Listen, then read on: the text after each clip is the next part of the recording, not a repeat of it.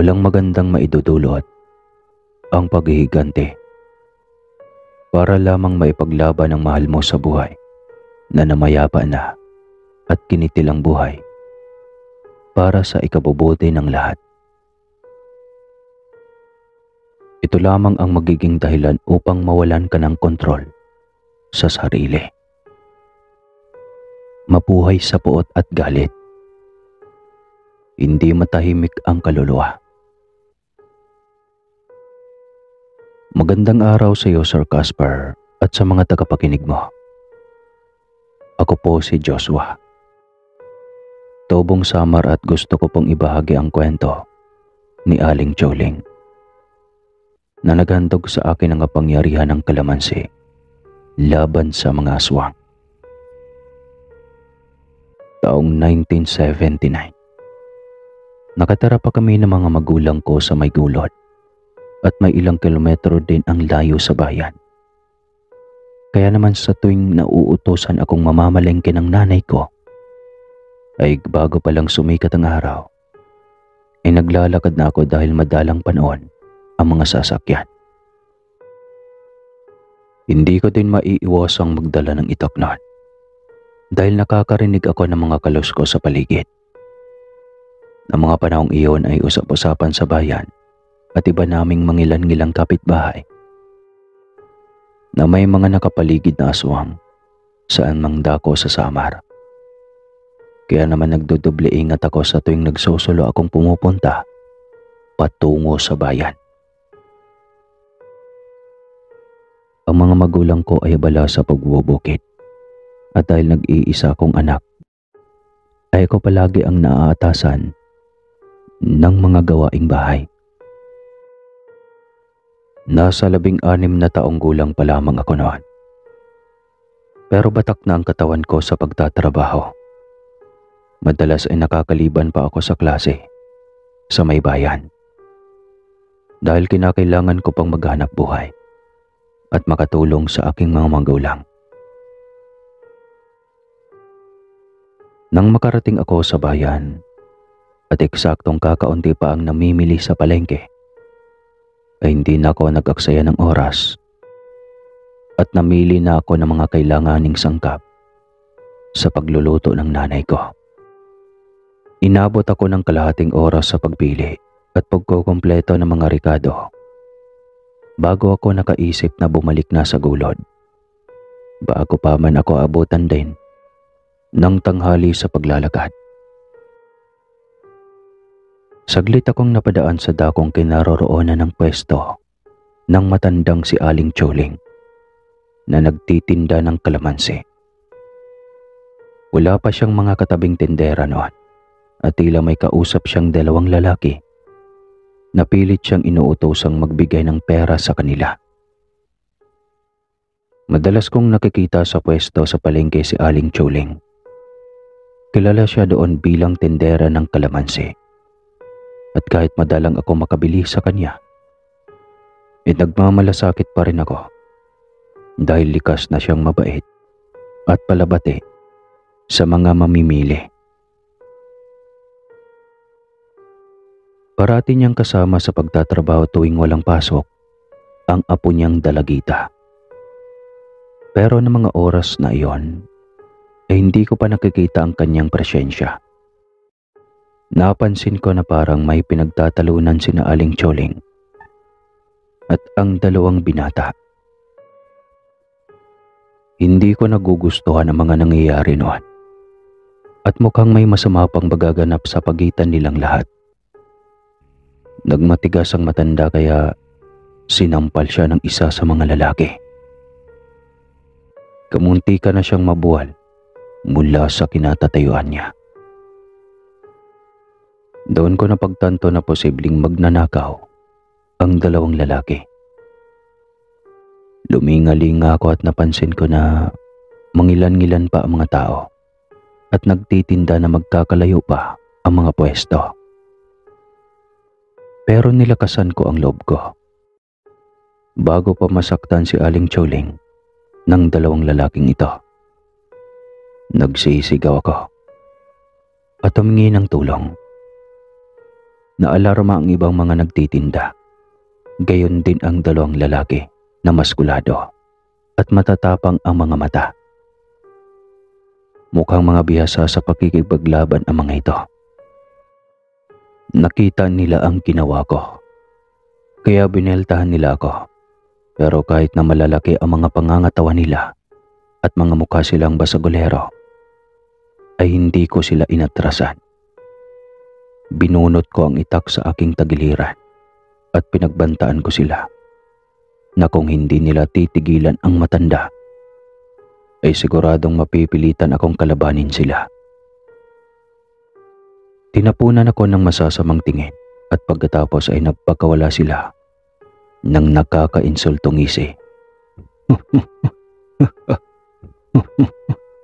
na para bang hinahamak ako dahil wala pa sa kalingkingan ko ang pakikipaglaban sa kanila.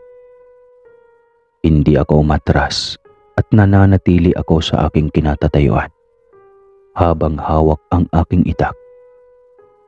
Nang biglang magkagulo at nagsilapitan ang ilang tendera, bagay na ikinabahala ng dalawang lalaki, kung kaya't mabilis silang umatras at kumaripas ng takbo palayo. Hinabol sila ng dalawang tenderong magkakatay ng karne o yung mga matadero, at may bitbit silang malalaking kutsilyo habang tumutulin ang pagtakbo. Nang mawala na sila sa aming paningin, ay tsaka pa namin pinagtulong-tulungang alalayan ang matanda. Kasabay niyon ay dumating ang kanyang apo. Nagulat na gulat sa inabutan niyang pangyayari. Nabanggit sa amin ni Aling Tsuling na may dalawang binata na balak siyang pagnakawan. Nahuli niya itong nagbubuklat ng kanyang mga tinda at hinahanap ang pinaglalagyan niya ng pera. Kinastigo niya ang mga binata, subalit laking gulat niya nang maglabas ang mga ito ng patalim at tinakot siya na papatayin kung hindi niya ilalabas ang pera. Nahabag kami sa kalagayan ng matanda, pero nakakatiyak naman ako na wala nang gagambala sa kanya dahil mahuhuli na rin ang dalawang binata. Nag-umpisa nang bumalik sa kanya-kanyang pwesto ang mga nagtitinda. At nang makalayo na sila ay binala ko na rin na umuwi. Subalit tinawag ako ni Aling Tsuling at pinalapit sa kanya. Paulit-ulit siyang nagpasalamat at bigla niyang hinawakan ang kamay ko. Tinitigan niya ang palad ko at nasabing nasa peligro ang buhay ko. May dinukot siya sa bulsa at inilagay sa mga palad ko ang 3 peraso ng kalamansi. Nabanggit niya sa akin na libre iyon at bilang pasasalamat ay ipagkakaloob niya iyon. Nabanggit niya rin na may kapangyarihan ang mga aswang na gawing ordinaryong ulam ang mga parte ng katawan ng mga taong binibiktima nila. Ipinapakain nila ito sa kanilang mga kapitbahay o bisita upang gawin din silang mga aswang. At upang malaman din kung ano talaga ang inihahain sa iyo at ikaw ay may suspecha na aswang ang naghapag nito, patakan mo lang daw ito ng kalamansi at lilitaw na ang tunay nitong anyo. May allergy din ang mga aswang kapag napatakan ng katas nito na pwedeng ikasunog ng kanilang balat. May kasunod pa siyang ibinigay sa akin na botilya na may laman ito. Batay sa kanya ay benditadong tubig iyon na inihandog sa kanya ng kaibigan nilang pare. Kadalasan ay ibinabasbas bilang proteksyon laban sa mga masasamang espiritu. Nasusunog ang aswang sa sandaling matalamsikan ng benditadong tubig. Bukod pa doon ay may idinagdag pa siyang kakarampot na dakot ng asin na nakalagay sa plastic. Binigyan niya ako ng panuto kung paano ko iyon gagamitin. Aniya, inilalagay ang asin sa bawat sulok ng bahay para hindi pamahayan ng masasamang espiritu at hindi rin makalapit ang mga aswang. Matapos ang mahaba niyang paliwanag ay inutusan niya akong umalis dahil maaaring abutin ako ng dilim sa daan bago pa ako makarating sa aming bahay. Nabigla ako. Hindi ko inaasahan na may nalalaman siya kung saan ako nakatira, bagamat hindi man kami lubos na magkakilala. Tila may kung anong misteryo ang bumabalot sa kanyang pagkatao na gusto kong malaman. Nagtatapang-tapangan ako.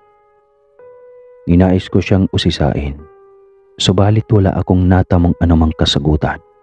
Bagkus ay paulit-ulit niya akong inuutosang umuwi. Kaya naman tumalima ako at nagpasalamat sa mga ipinagkaloob niya sa akin bago ako nagpaalam.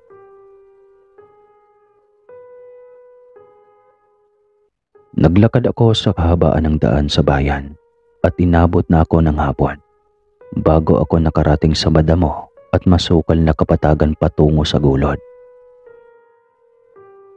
Hindi ko nga alam noon kung bakit ako natagalan at kung bakit ang bagal ng bawat lakad ko. Wala akong masumpungang tao ng mga sandaling iyon. Napakatahimik ng lugar at banayad lamang ang hangin at hindi masyadong mainit ang panahon. Pasipol-sipol akong naglalakad habang bitbit ang mga pinamili ko. Tiyak ako na mapapagalitan ako ng nanay ko. At posibleng kumain na din sila ng tatay ko ng kamuting kahoy noong sumapit ang tanghalian. Hindi pa man ako nakarating sa may gulod nang makarinig ako ng kakaibang huni ng ibon. Tumingala ako at sumulyap sa mga puno sa paligid. Subalit wala akong matagpuan na ibon. Inisip ko na baka namamalikmata lamang ako. Pero sa sunod kong pagkakbang ay muli kong narinig ang paghuni ng ibon.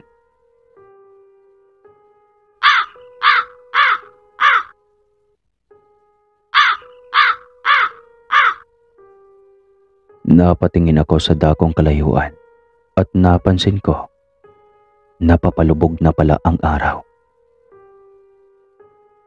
Kinabahan ako. Napalunok ako ng laway dahil malapit ng dumilim.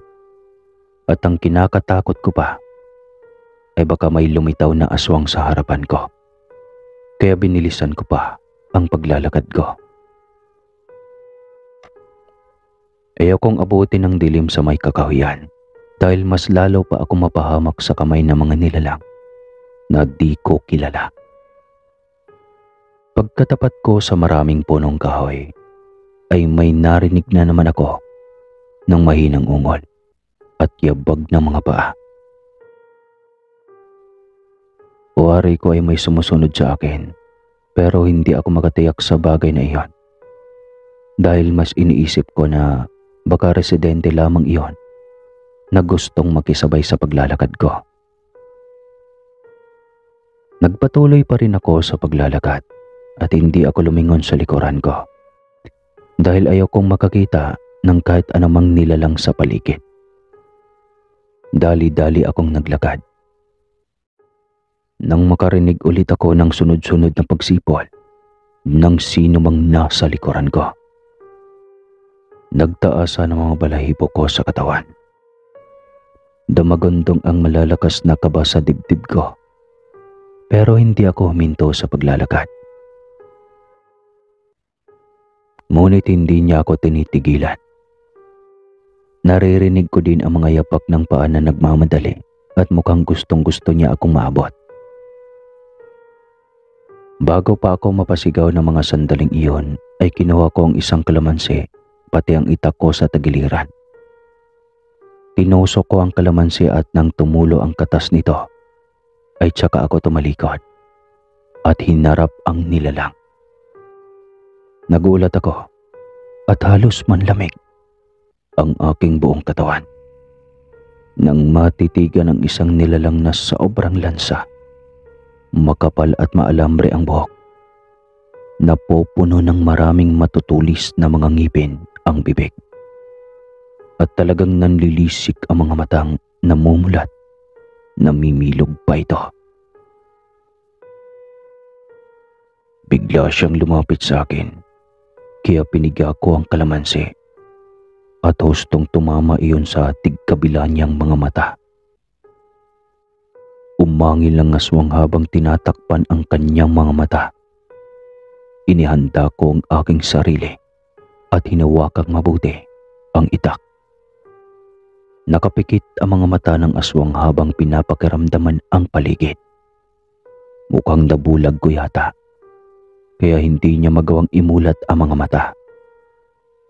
Pero maliksi pa rin siyang kumilos. Kamuntikan niya ako mahagip.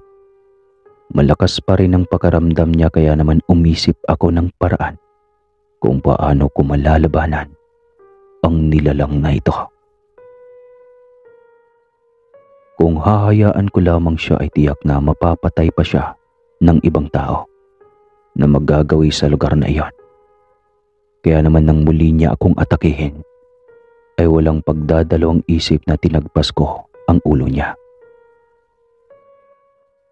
Tumalsik ang dugo niya sa damit ko at sumulak ang masangsang na amoy. Malakas ang buwelo dahil tumilapon ang ulos sa kabilang sulok ng punong kahoy. Kitang-kita ko na nakapikit pa rin ang mga mata ng aswang. Nang bumulagta ang katawan nito sa lupa, ay tsaka ako kumaripas ng takbo palayo sa lugar na iyon. Nanuot ako sa makikipot na daan at nagmamadali ng makarating sa aming bahay. Sobra talaga akong kinabahan noon at hindi ko alam kung ano talaga ang gagawin ko.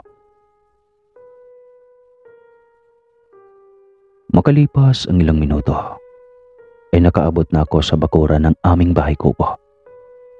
Kumatok ako sa pinto at pinagbuksan ako ng nanay ko. Namimilog ang mga mata niya habang pinagmamasdan ang itsura ko.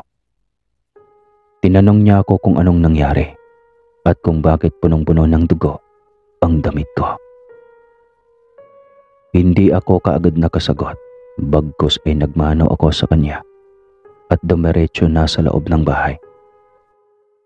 Inilapag ko ang basket na may lamang gulay na puro madumi na ito. Pagkatapos ay nagtungo sa kusina, nagilamos ng muka at naghugas ng katawan. Doon pa lang ako nag-umpisang magsalita at ipinaliwanag ang buong pangyayari simula nang makarating ako sa palengke. Bumalik ako sa may pinto ng bahay at sinigurado na nakasarado iyong mabuti. Pagkatapos ay kinuha ko sa loob ng basket ang plastik na may lamang asin.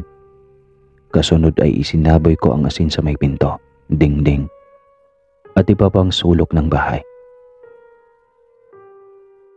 Nagpasalamat ang nanay at tatay ko dahil walang masamang nangyayari sa akin.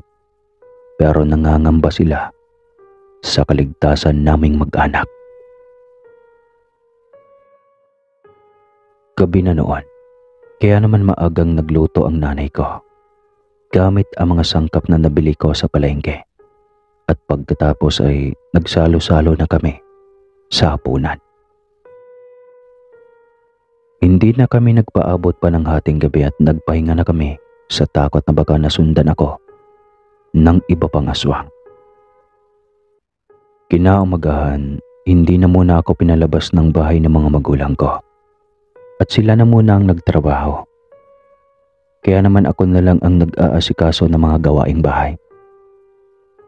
Mabuti na lamang ay may natitira pang gulay na maluluto sa tanghali at hapon. Pinagkasya ko na lamang iyon para sa aming tatlo.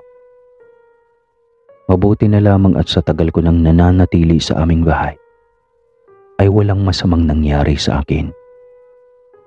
Kahit lumabas ako sa aming bakuran ay wala akong nakitang sino mang umaali-aligid sa paligid. Malamang ay naitaboy ko na ang mga aswang na gustong magtangka sa aming buhay. Kinabukasan, naisipan ko na magtungo sa palengke at magpasalamat kay Aling Chuling sa ibinigay niyang pangontra sa akin at para makapamalengke na rin. Pinayagan naman ako makalabas ng aking mga magulang, kaya naman habang hindi pa sumisikat ang araw, ay lumakad na ako patungo sa bayan. Noong sumikat na ang araw, ay nakarating na ako sa palengke at bumili na ako ng mga kailangan sa pagluluto. Nang matapos na ako sa pamimili ay dumako ako sa pwesto ni Aling Chuling. Ngunit hindi ko siya natagpuan. Nakakapagtaka na wala pa siya ng mga oras na iyon dahil alam ko na maaga siyang nagtitinda. Ipinagtanong ko siya sa karatig tindera at nabanggit nito na hindi na makakapasok sa trabaho si Aling Chuling at ibinili na lang ang kanyang tindahan. Nang maitanong ko sa kanya kung bakit ay nagkibit balikat lamang siya at sinabing kung gusto ko itong makausap ay magtungo ako sa bahay ni Aling Chuling. Ibinigay niya ang lugar ng bahay nito at mabilis akong nagpasalamat bago pumunta kay Aling Chuling. Kaso pagdating ko sa bakuran nila ay napagtanto ko na wala siya sa bahay dahil nakailang beses na akong tumatawag subalit walang sumasagot. Biglang lumabas ang kapitbahay at nabanggit niya sa akin na maagang lumabas ng bahay ang maglola dahil mayroon silang importanteng pupuntahan, ngunit hindi nila nabanggit kung saan sila pupunta. Bahagya akong nalungkot pero hindi naman siguro iyon dahilan upang umalis sila sa Samar.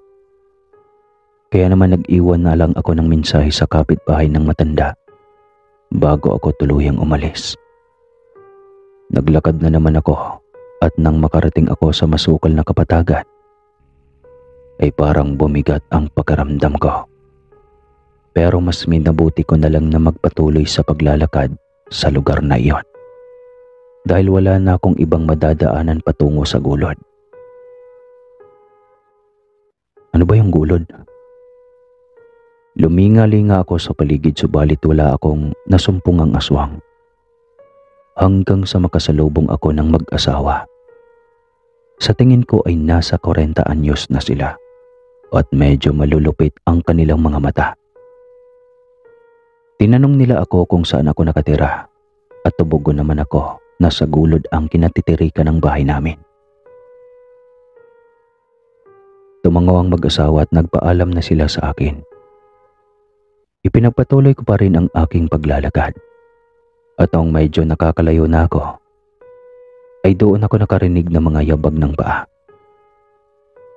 Inisip ko na baka may mga tao na kasunuran ko na posibleng nakatira din sa gawing gulod. Mangyari kasing magkakalayo ang mga kabayan noon, kaya naman hindi magkakakilala ang mga taong naninirahan sa gulod. Hindi ko pinapansin ang mga yabag ng paa ngunit natigilan ako nang makarinig na naman ng ipit na huni ng ibon. Tweet! Tweet!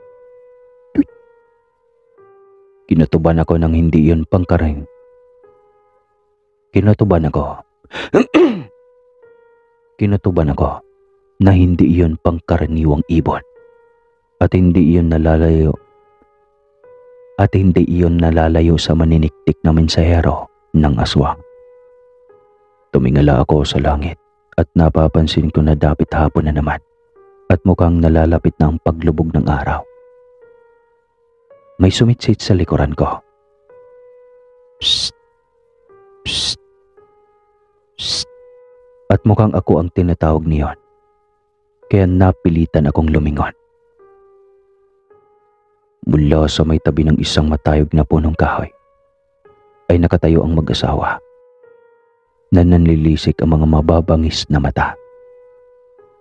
Nilukuban ako ng takot at naisip ko na aswang ang mag-asawa. Kaya dali-dali na akong tumakbo. Kaso ay napatid ako sa nakausling tuod, kaya bumagsak ako sa lupa. Pag-angat ko ng tingin, ilaking gulat ko nang nasa harapan ko na ang mag-asawa. Paano silang nakarating sa harapan ko ng ganoon kabilis? Hindi ko man lang narinig ang mga yabag nila o anumang pagtakbo. Inablot ng lalaki ang damit ko at mabilis akong ibinangon. Pagkatapos ay inihagis ako sa dakong kalayuan kung saan napatama at napahampas ang likod ko sa katawan ng puno bago ako bumagsak sa lupa. Hindi ko malaman kung nagkalasog-lasog ba ang mga bato ko sa likod. Hindi ako kaagad nakatayo at napangiwi ako sa sobrang sakit. Naaninag ko na papalapit na silang dalawa sa direksyon ko. Kaya naman nagsisigaw ako at humingi ng tulong. Umalakhak ng pagkalakas-lakas ang mag-asawa at kasama niyon ay ang pinagtaasan ako ng boses ng ginang. Oh, oh, ah, ah, ah, ah. Nasabi niya sa akin na kahit anong gawin kong pagsigaw ay walang epekto dahil walang tao sa kalapitan at siguradong doon na ako mismo mamamatay. Napapikit ako at pinilit kong makabangon kahit parang tinutusok ako ng matulis na bagay sa likuran ko. Matagal ako bago nakabangon at tiniis ko ang matinding pagkirot ng likod ko. Binunot ko sa kaluban ang itak pero laking gulat ko nang biglang may naghahagis ng asin at eksaktong tinamaan sa likuran ang mag-asawa. Umangil silang dalawa at kamuntikan ng mapaluhod sa kanilang kinatatayuan. Luminga-linga ako sa paligid. Nakita ko sa gilid ng puno na lumitaw si Aling Choling. Gayon din ang kanyang apo. May hawak na buntot pagi si Aling Choling, samantalang may dalang kalamansi ang apo niyang babae. Hinarap nila ang mag-asawa at nangusap si Aling Choling. Base sa sinabi niya ay binantaan niya ang mag-asawa na huwag akong sasaktan kung ayaw nilang maubos ang kanilang angkan. Subalit nagmatigas pala ang mga ito at itinuloy ang kanilang mga binabalak. Pumuelta ang lalaki at nagsabi na namatay ang kanilang anak dahil sa akin at ako ang pumatay. Kaya nararapat lamang daw na singilin nila ako sa nagawa kong kasalanan. Napagtanto ko na ang aswang na napugutan ko ng ulo ay ang kanilang anak. At kaya nila ako sinugod ay upang may pagiganti ang pagkamatay nito. Tumugon si Aling Choling at nabanggit na nakaganti na sila nang mapatay ang tiyahin ko na nakatira sa bayan. At hindi na nila kailangan pang pumatay dahil hindi matatahimik ang kaluluwa ng kanilang anak hanggat hindi nakakagawa sila ng karumal-dumal na krimen. Sumulak ang galit sa kalooban ko nang maintindihan na napatay pala ng mag-asawang aswang ang tiyahin ko na si Tia Sandra na nakatira noon sa bayan. Akma ko sanang susugurin ng mag-asawa pero sininyasan ako ni Aling Choling na huwag ko nang ituloy ang binabala ko. Ayaw pa ring matinag ng mag-asawa at hindi sila makakapayag na hindi ako mapapatay. Kaya naman walang sabi-sabi ay umatake sila sa amin. Subalit bago pa sila makarating at makalapit sa akin, ay hinagupit sila ni Aling Choling gamit ang buntot pagi. Samantalang nagtalsikan sila sa katas ng kalamansing piniga ng apo ng matanda. Umangil ang mag-asawa, umatras sila at tumingin sa amin ng masama. Matagal kaming nagkatinginan at pagkatapos ay muling nagsalita si Aling Choling. Binalaan niya sa ikalawang pagkakataon ang mag-asawa na kung magpapatuloy sa pakikipaglaban ay talagang pagpipira-pirasuhin at susunugin niya ang katawan ng mga ito. Sa puntong iyon ay nagulantang ang mag-asawa at malamang ay napag-isipan nila na maaaring gawin nga iyon ni Aling Choling gamit ang buntot pagi at kalamansi. Kaya bago pa ito makagawa ng panibagong estratehiya sa pakikipaglaban, ay umatras ang mag-asawa at kusang lumayo sa aming kinatatayuan. Naglaho sila sa mga punong kahoy at hindi na nagpakita pa sa amin. Tinulungan ako ni Aling Choling at ng kanyang apo na makatayo at habang naglalakad kami, ay isiniwalat sa akin ni Aling Choling ang kanyang sekreto. Ayon sa paliwanag niya, isa siyang dating manghuhula at tinuruan siya ng ama niyang magmumutya sa pakikipaglaban sa aswang gamit ang kalamansi, buntot ng pagi, asin at binditadong tubig. May malawak pa silang taniman ng kalamansi at matagal na siyang nagtitinda nito. Pero sa pagdako ng panahon ay hindi na siya naging aktibo sa pakikipaglaban sa mga aswang at pinili na lang niyang mamuhay ng simple kasama ang pamilya. Ang nag-iisa niyang anak na si Genoveva ay piniling magtrabaho sa Maynila habang nasa Zamboanga ang asawa nitong Sere. Nagpapadala na lamang sila ng pera sa anak na si Teresita na kanyang apo. Alam ni Aling Choling na mabait at masornorin akong pinatilyo. Kaya naman naging panatag ang loob niya sa akin. Alam din niya na makakaengkwentro ako ng aswang at umanga siya sa katapangan ko dahil nakapatay ako ng aswang. Ang totoo, ang aswang na napatay ko ay marami ng mga residente sa bayan ang nabiktima nito. Kaya nararapat lamang na mapatay niya ito. Kilala din niya ang mga magulang ng aswang, kaya may narapat nilang puntahan ito sa bahay at makipag-usap. Noong una ay ayaw nilang makipagkasundo at talagang napupuyos ang galit nila sa akin dahil hindi nila matanggap ang pagkamatay ng panganay nilang anak. Pero kalaunan ay pumayag na rin ito sa pakiusap niya noon. Inakala ng maglola na maayos kausap ang mag-asawa, subalit pagbalik nila sa bayan ay nabalitaan na lamang nila na may napatay ito na kamag-anak ko at kilala niya ang posibleng pumatay dito. Natagpuan na lang nawakwak ang tiyan at nakalabas ang lamang loob ng aking tiyahin. Kasabay niyon ang pagkawala ng kapitbahay nitong si Joaquin na kapatid ni Marquez, na mismong ama ng napatay kong aswang. Teorya ni Aling Choling na inutusan ni Marquez si Joaquin na patayin ang tiyahin ko bilang bahagi ng kanyang paghihiganti. Pinayuhan ako ni Aling Choling na pansamantala ay huwag akong aalis sa tabi ng mga magulang ko. Dahil sigurado siya na sila ang isusunod ng angka ng mga aswang. Inihatid nila ako sa aming bahay at hindi na sila tumuloy sa aming bahay kaya hindi ko na rin sila naipakilala sa mga magulang ko. Medyo nakadistansya lang kami sa bahay na tanaw lang at saka sila huminto. Kaya nagpaalam na ako sa kanila. Pagkapasok ko ng bahay ay inabutan ko na umiiyak ang mga magulang ko.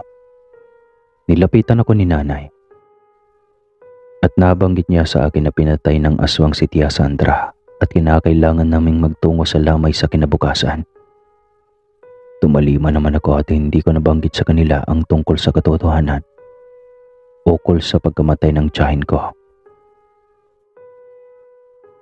Dumako ang kinabukasan, tanghali na kami nang pumunta sa bayan at inabot na kami ng hapon nang makarating sa bahay ni Tia Sandra. Inasikaso kami ni Tio Lando at ng kanyang 2 anak. Maraming bisita ang nakipaglamay at hindi ko inaasahang may napansin akong 3 katao na may mababangis na mga tingin. Nakipaglamay sila at hindi nila tinatanggal ang tingin sa aking mga magulang at maging sa tiyuhin ko at mga kapinsan. Pumalo sila sa karamihan ng mga tao at naisip ko na hindi karaniwan ang anyo ng kanilang mga mata. Sigurado ako na kamag-anak sila ng aswang na napatay ko at balak nilang patayin ang pamilya ko. Inobserbahan ko sila hanggang sa sumapit ang hating gabi at sila na lang ang natirang nakikipaglamay. Eksaktong umalis ang nanay at mga kapinsan ko sa may sala. At tanging ako na lang ang naiwan, pati ang 3 lalaki.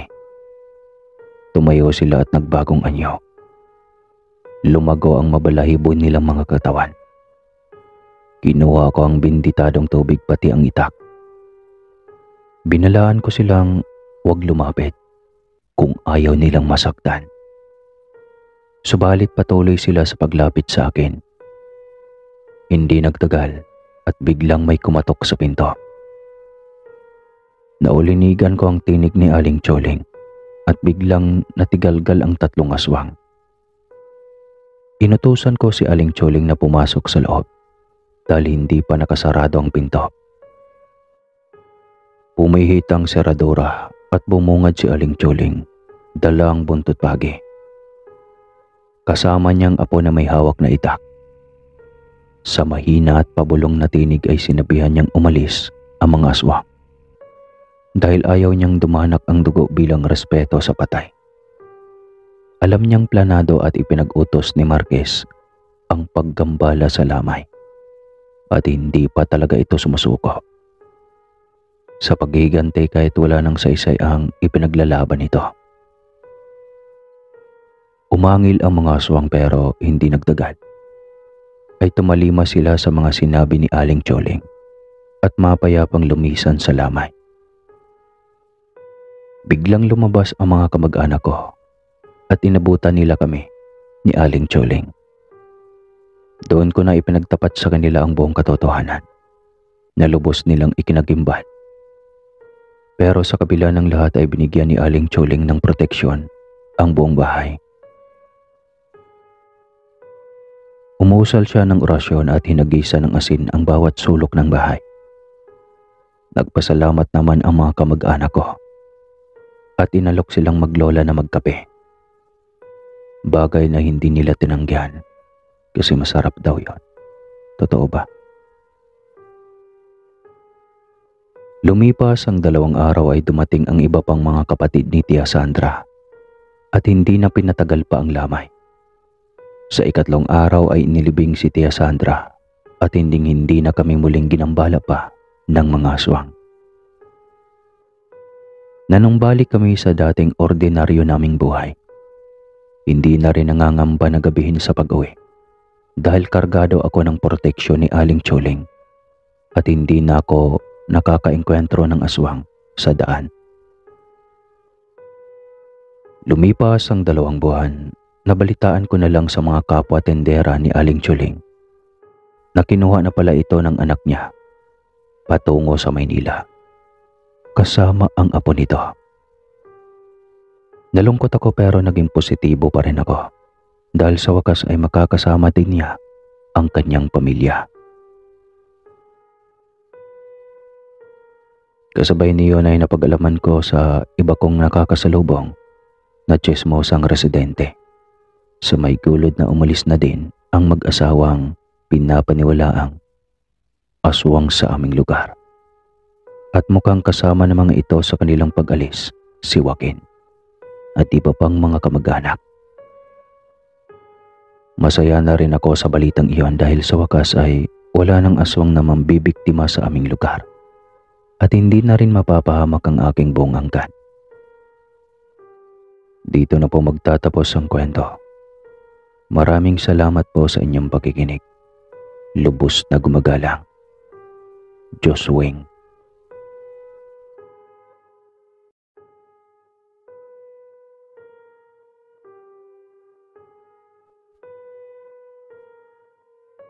May mga taong manloloko at magpapaay ng mga bagay para dalhin ka sa kapahamakan. Mainam na maging mapanuri at maging alerto sa mga taong may ganitong motibo upang mapalayo at makaiwas ka sa kung anumang masamang mangyayari. Isang mapagpalang araw sa iyo, Sir Caspar, at sa mga tagapakinig mo. Tawagin niyo na lamang po ako sa pangalang Diego. At nais ko pong ibahagi sa inyo ang aking karanasan. Noong magawi ako sa tindahan ng ulam ni Aling Melchora at matikman ang kanyang espesyal na kaldereta. Maaaring hindi ito mapaniwalaan ng iba. Pero ang aking karanasan sa aswang ay totoo. Kaya bahala na kayong humusga batay sa inyong paniniwala. Mula pagkabata ay palaging naikukwento sa akin ng nanay ko na may isang tindera sa karinderya noong dalaga pa siya na di umano ay masarap magluto, lalo ng kaldereta. Melchora ang kanyang pangalan at mas kilala siya sa tawag na Aling Mila. Walang makatalo sa lasa ng adobo nito at talagang binabalik-balikan siya ng mga suki. Kahit siya lamang ang kusinera at mag-isang nagtatagawid ng tindahan ng ulam, ay malakas ang benta niya sa negosyong ito.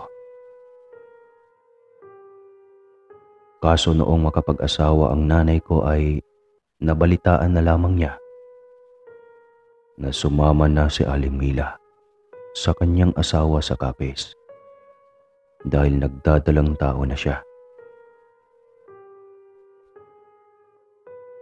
Lubos na ikinalungkot iyon ng mga naninirahan sa aming lugar sa Negros.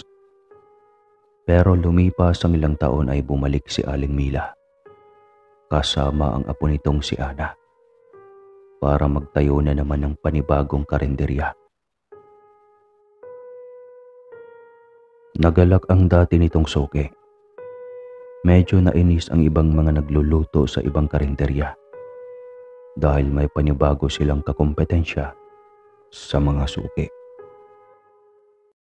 Isa pa, naging kaklase ko ang apo ni Aling Mila na si Ana. Tuwang-tuwa kaming magkaklase dahil sa wakas ay may bago na naman kaming kamag-aral. Kahit sa paaralan ay sikat na sikat ang tindahan ng ulam ni Aling Mila dahil nakakain na pala ang ilan sa mga kaklase ko ng espesyal nitong kaldereta. Nagkabiruan pa sila na kung mananakaw nila ang sekretong sangkap nito sa pagluluto, ay talagang gagawin nila iyon dahil natatakam sila sa lasa ng pagkain. Dahil sa totoo lang ay ibang klase ang luto ni Aling Mila at maliban sa kaldereta ay talagang malinamnam ang iba pa nitong lutong ulam. Kaya naman talagang hinahanap-hanap at binabalik-balikan ng mga suki. Sa paaralan ay hindi ko maiwasang mapatulala at mapasulyap sa presensya ni Ana. Namumula na lang ako sa tuwing nahuhuli niya akong nakatingin sa kanya. Hindi naman siya masungit at suplada. Madalas na lamang siyang ngumingiti sa akin sa tuwing nakatingin ako sa kanya. Maganda siya at mahinhin. Maraming mag-aaral ang gustong manligaw sa kanya. Kaso walang lakas ng loob na makapagpahayag ng sarili at isa na ako sa mga iyon. Medyo mailap siya sa mga manliligaw, kaya kinaibigan ko na lang siya. Dahil iyon ang nakita kong pinakaligtas na paraan upang mapalapit ako sa kanya. Hindi siya mahirap makapagpalagayan ng loob. Wala pang isang linggo ay naging malapit na kaming magkaibigan. At naging tampulan pa ng tukso ng mga kamag-aral. Pero sinisigurado namin na magkaibigan lamang kami. Binilhan pa ako ng bisikleta ng aking tatay. Kaya naman walang paglagyan ang kasiyahan ko dahil makakasabay ko na rin sa wakas si Ana sa pagbebisikleta niya. Tuwing araw ng Sabado ay magkasabay kaming nagbebisikleta at nagtutungo sa magagandang lugar para tumambay at panuurin ang magagandang tanawin. Sa ganoong paraan ay nagkakaroon ako ng katahimikan ng pag-iisip at lalong gumagaan ang pakiramdam ko habang kasama ko si Ana.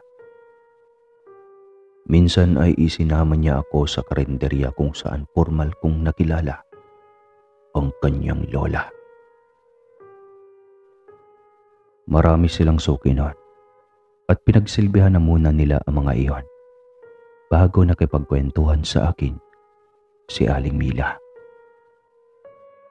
Napag-alaman ko na bata pa lamang suki na niya ang nanay ko at saksi siya sa pagmamahala ng mga magulang ko.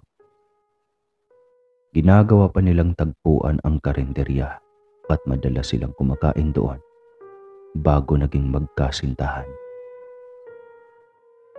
Natawa pa ako sa kwento ni Aling Mila dahil alam ng tatay ko ang kiliti ng nanay ko at ang madalas siyang panglambing dito, ang lutong kaldereta ni Aling Mila. Dahil kahit galit ang nanay ko, kapag nakatikim siya ng masarap na ulam ay napapawi ang anumang galit o tampo nito sa tatay ko. Sumasakit na noon ang tiyan ko sa katatawa, kaya bago pa kami dumako sa ibang paksa, ay inalok ako ni Aling Mila na kumain ng libre sa kanyang tindahan. Pero nahiya ako, kaya pinilit kong iabot sa kanya ang perang pambayad sa ulam at kanin. Subalit hindi niya iyon tinanggap. Nasabi niya sa akin na masaya siyang makita na magkaibigan kami ni Ana at ginagabayan ko sa araw-araw ang kanyang apo. Sa totoo lang ay matagal nang humahanga sa akin ang apo niyang si Ana. Pero ayaw pa nitong magpaligaw dahil bata pa siya at marami pang pangarap sa buhay. Baka daw kasi ay mabemba. Pinakasiyuan niya ako na kung maaari ay kung pwede na maging magkaibigan na muna kami ni Ana. At saka na ako manligaw kapag nakatapos na kami sa sekundarya. Mas mainam kung magiging magkaibigan kami at kilalanin ang isa't isa. Tumalima ako sa sinabi niya at napansin ko na namumula si Ana habang pinapakinggan ang usapan namin ng lola niya. Panakaw nang ngumiti sa akin si Ana pero nang magtama ang mga paningin namin ay bahagyang namula siya at umiwas siya ng tingin bago pa bumalik sa pagsisilbi sa mga suki. Inilapag ni Aling Mila ang espesyal na kaldereta at talagang natakam ako nang makita ang masarap na kulay ng karning baboy. Gayon din ang masarsang carrots, patatas at larang pula. Kumain ako at ninamnam ang malambot na karne. Hindi ko mapigilang maparami ng kanin at nakadalawa pa akong order nito.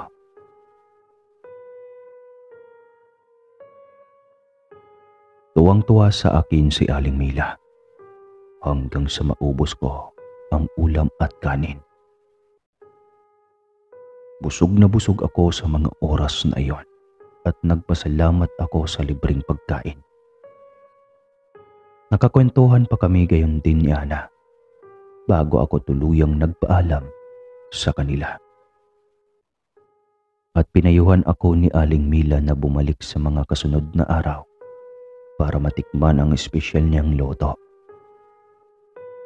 Pagka-uwi ko sa bahay ay nabanggit ko sa aking mga magulang ang tungkol sa kagandahang loob ni Aling Mila, pati na rin ang masarap nitong kaldereta.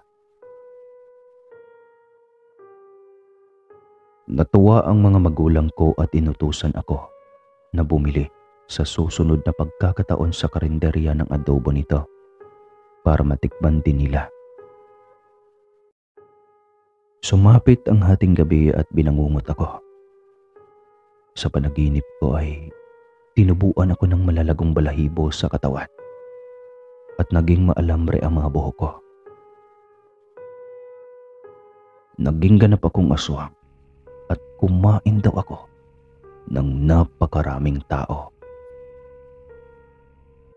Nagising ako sa umaga na umiikot ang aking paningin at inaapoy ako ng lagnat. Hindi pa rin mawala-wala sa isip ko ang nakakapangilabot kong bangungot. Hindi ako nakapasok sa paaralan at magdamag akong binantayan ng nanay ko. Pinainom niya ako ng gamot at humupa naman ang lagnat ko. Kaya nakapasok na ako sa kinabukasan. Subalit, nakaramdam ako ng kakaiba sa katawan ko. Bagyang sumakit ang ulo ko. At sa bawat paglingon ko sa mga kaklase at guro ko, ay hindi ko maiwasang matakam sa kanila. Parang nagugutom ako na nananabik sa karne. Hindi ko maintindihan ang sarili ko. Uminom ako ng maraming tubig. Subalit nakaramdam ako ng kakaiba sa katawan ko. Balak ko sanang umuwi pagkatapos ng klase ko noong tanghali. Nang masabat ko sa isang tabi, malapit sa aming silid-aralan, si Ana. Naisipan ko na makisabay sa kanya sa pag-uwi. Kaso, may nagbago sa kanya. Kung ano-anong idinadahilan niya para lang hindi ako makasabay sa pag-uwi. Pagkaramdam ko tuloy ay iniiwasan niya ako. Ayaw ko namang makipag-away sa kanya, kaya hinayaan ko na siyang maunang maglakad sa akin. Lumiko siya sa may kabilang pasilyo at lihim akong sumunod sa kanya. Dahil talagang hindi ko malaman kung bakit, bigla na lamang siyang naging malamig at mailap sa akin. Naisip ko na baka namimiss niya ako sa matagal kong pagliban sa klase. Isang araw lang naman yon. At maaaring pwede rin siyang nagtatampo sa akin. Balak ko sana siyang kausapin kaya panay pa rin ang pagsunod ko sa kanya. Walang masyadong tao sa paligid nun. Pero ipinagpatuloy ko pa rin ang paglalakad hanggang sa natigilan ako sa nakita ko.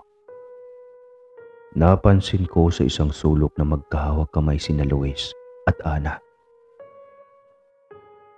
Hindi ko sukat akalaing manliligaw si Luis kay Ana dahil kakahiwalay lamang nito sa kanyang nobya. Masayang masaya sila at mukhang nagkakaunawaan. Naisip ko na higit pa sa pagkakaibigan ang turingan nilang dalawa. Sakit nun para. May kung anong kumerot sa damdamin ko habang nakikita ko na may matatamis na ngiti sa labi ni Ana habang kaulaway si Luis. Kitang-kita ko kung paano sila maglambingan at masakit sa akin ang tagpong iyon. Nagdilim ang paningin ko at mabilis ko silang sinugod. Sinuntok ko sa mukha si Luis at napabagsak siya sa lupa. Pinigilan ako at inawat ako ni Ana. Binulyawan ko siya at tinanong kung anong namamagitan sa kanila ni Luis. At ganaon na lang ang panlulumo ko nang sabihin niya sa akin na kasintahan niya si Luis at ilang buwan na silang nasa relasyon. Nagsisisi ako dahil nagpauto ako sa mga sinabi ni Aling Mila. Nagawa pa niyang ipaubaya sa akin si Ana na isa lang palang ilusyon ang lahat. Umasa lang ako sa wala. May nobyo na pala si Ana na wala akong kaalam-alam na ako rin pala ang masasaktan sa huli. Galit na galit ako nang maisip na niloko ako ni Aling Mila at pinapaniwala na may damdamin din sa akin si Ana. Pinaglaruan lamang ni Ana ang damdamin ko para sa kanya. Humingi ng paumanhin sa akin si Ana, pero huli na ang lahat. Nagpuyos ako sa galit at sinugod ko si Luis. At natigilan ako nang makita na bigla akong tinubuan ng mabalahibong mga kamay. At naglaway ako ng malalapot. Napaatras ako sa sobrang takot at pagkatapos niyon ay kumaripas ako ng takbo. Kumisap-kisap mata ako at nakita ko na bumalik sa dati ang mga kamay ko at hindi na ako naglalaway. Lumabas ako sa aming paaralan at naglalakad ako patungo sa aming bahay. Pagkatapos ko sa aming bahay ay natagpuan ko ang nanay ko na masayang bumati sa akin. Pagkapasok ko sa aming bahay ay natagpuan ko ang nanay ko na masayang bumati sa akin. Hindi ko maunawaan kung bakit natatakam ako sa kanya. Walang ano-ano ay bigla ko siyang inatake at walang habas na pinagsasakan. Sumigaw ang nanay ko habang nanlalaban na makawala sa akin. Makalipas ang ilang minuto ay may tumapik sa likod ko at kasabay niyon ay ang binatak ko palayo sa nanay ko. Tumalsik ako sa ilalim ng lamesa at nabitawan ko ang nanay ko. Tinanong ako ni tatay kung anong nangyayari sa akin. Pero hindi ko alam kung anong isasagot ko. Parang may nagdidikta sa loob ko na patayin ko ang mga magulang ko. Hindi ko malaman kung binubulungan ako ng dyablo. Pero talagang gustong umalma ng katawan ko at atakihin ang tatay ko. Naglaway na naman ako ng malalapot at pagkatapos ay bigla akong nahilo. Kasunod niyon ay nagdilim ang paningin ko at nawalan ako ng malay. Hindi ko na alam ang kasunod na nangyari. Basta nang maidilat ko ang aking mga mata, ay nakita ko ang aking sarili na nakahiga sa kama. At napapaligiran ng usok mula sa baon ng paligid ko habang umuusal ng dasal ang isang albularyo. Katabi ko ang aking mga magulang na mukhang nahahabag sa kalagayan ko. May ipinapainom sa akin ang albularyo mula sa baso. Napaigik ako at talagang hindi ko makayanan ang pagkulo ng sikmura ko. Umasim ang sikmura ko at gusto kong mailabas lahat ang mga kinakain ko. Nakita ko na may palanggana sa sahig malapit sa kama at doon ako nagsuka. Napakabaho ng amoy at bumaliktad talaga ang sikmura ko. Tuloy-tuloy ang pagsuka ko ng mabahong itim na may halong berdeng likido. Narinig ko ang tinig ng albularyo at inutusan niya ang mga magulang ko na hayaan na lamang akong magsuka para mailabas ko lahat ang lason sa tiyan ko.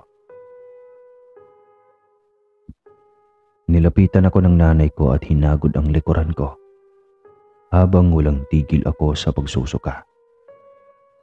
Humahapdi ng sikmura ko pero dire-diretso pa rin akong nagpapalabas ng mabahong likido. Tumagal iyon ng halos 1 oras bago ako tuluyang nanghina at wala na akong maisuka pa. Nakatulog na lamang ako sa kama at hindi ko na alam ang kasunod na nangyari. Kinaumagahan ay hindi ako nakapasok sa paaralan. Bumalik ang albularyo at nabanggit niya na nayanggaw ako katulad ng iba pa niyang ginamot. Naikwento niya na pare-parehas kaming nayanggaw sa pagkain at iisa lang ang pinaghihinalaan ng mga residente. Walang iba kundi si Aling Mila.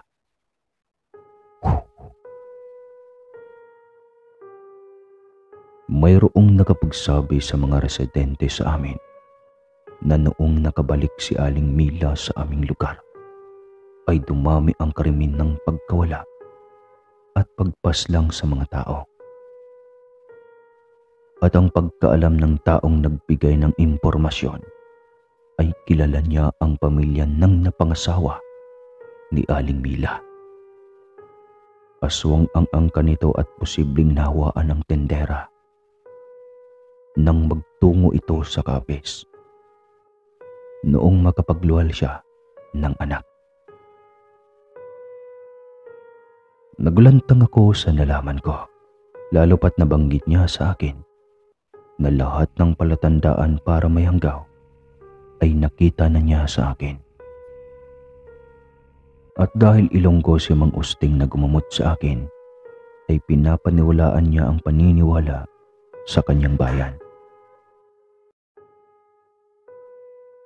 Ayon sa paniniwala, ang yanggaw ay panghahawa o paglilipat sa ibang tao na itim na kapangyarihan ng isang aswang. Para maisagawa ito, nilalawayan umano ng aswang ang inumin o pagkain ng taong gusto nitong biktimahin. May ipinakita siyang platito na may lamang adobo. Pagkatapos ay kumuha siya ng kalamansi at pinatakan ng katas niyon ang ulam. Bumula ang pagkain at nagbago ang anyo nito. Naging putol-putol na dila ng tao na may halong ilang piraso ng mga buhok.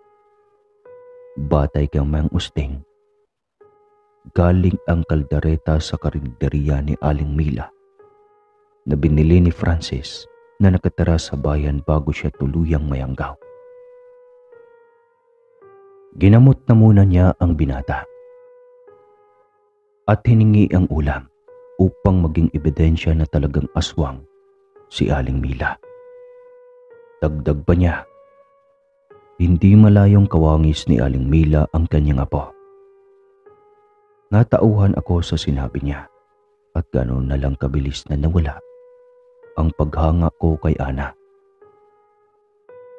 Lalo pa nang makumpirma ko na magkasintahan sila ni Luis. Napuno ako ng inis para kay Aling Mila dahil niloko niya ako at ipinain sa apo niya para gawin akong aswang sa pamamagitan ng pagkain ko sa espesyal niyang kaldereta. May ibinigay na isang likido na nasa loob ng botelya si Mang Usting at pinayuhan niya akong ubusin iyon sa loob ng 1 araw upang mapabilis na bumuti ang aking pagkaramdam. Nagpasalamat ako sa kabutihang loob niya at hindi nagtagal ay nagpaalam na siya sa amin. Hindi pa rin ako pumasok dahil nagpagaling ako sa buong magdamag. Sa kasunod na araw ng Sabado ay tuluyan nang nanumbalik ang aking lakas. Humingi ako ng tawad sa aking mga magulang sa mga nangyari sa nakaraan at hindi na namin iyon inungkat pa. Lumabas ako ng bahay at inabutan ko si Mang Usting, may dalang halamang gamot at ilang botelya. Natutuwa siya na makita akong gumaling at nakaligtas sa Yanggaw. Tinanong ko siya kung saan siya pupunta at nabanggit niya sa akin na gagamutin niya si Luis dahil nayanggaw ito. Halos mamutla ako sa kaba sa mga narinig ko. Nakiusap ako na sumama ako sa kanya sa panggagamot sa kaklase ko. Ayaw pa sana niya akong payagan pero naging mapilit ako. Kaya naman isinama din niya ako sa bahay ng kaklase ko.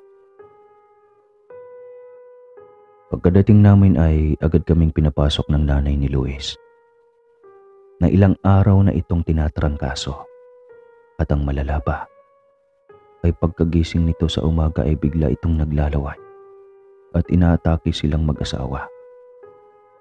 Gusto silang patayin kaya kinonsulta na nila si Mang Usting. Tinanong ng albularyo kung saan ito huling kumain bago ito trenang kaso. Sabi ng nanay ni Luis na naimbitahan ito ng naubyan niyang si Ana na maghapunan sa karinderya ni Aling Mila at tikman ang espesyal nitong kaldereta. Sa puntong iyon ay nagkatinginan kami ni Mang Usting. Mukhang alam na namin na iisa ang laman ng aming isipan. Pumasok kami sa silid ni Luis at doon ay nakatali ang kanyang mga kamay at paa. Bahagya akong lumayo sa kinaroroonan nito, pati ang manggagamot. Umusal si Mang Usting ng orasyon at may ipinahid sa noo ni Luis. Biglang umamang ito at tumigil sa panlalaban. Matapos niyon ay pilit niyang ipinapabuka ang bibig ni Luis at ipinapainom ang laman ng botelya. Matapos niyon ay inutusan niya ang ama ni Luis na kumuha ng palanggana para pagmasok si Luis sa kama ay may pangsalo siya.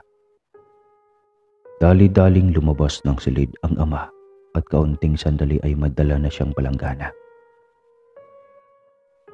Pinagtulungan naming tanggalin ang nakabigkis na tali sa mga kamay ni Luis at nag-umpisa na siyang sumuka sa palanggana ng malalapot at mababahong maiitim na likido. Nagbubutil-butil na ang mga pawis sa noo nito at doon tinapos ni Mang Usting ang kanyang panggagamot. Inabutan siya ng pera ng tatay ni Luis bilang pambayad at pasasalamat. Pero hindi iyon tinanggap ni Mang Usting. Sabi niya na mawawala ng bisa ang kanyang kapangyarihang manggamot kung tatanggap siya ng pera. Kaya naman inalok na lamang siya at maging ako na makapagmeryenda. Bagay na hindi niya naman tinanggihan. Pero binilinan niya ang mag-asawa na huwag tatanggalin ang palanggana sa tabi ni Luis hanggat hindi nito na ilalabas lahat ng lason dulot ng mga pagkain ginamit sa kanya sa pangyayanggaw.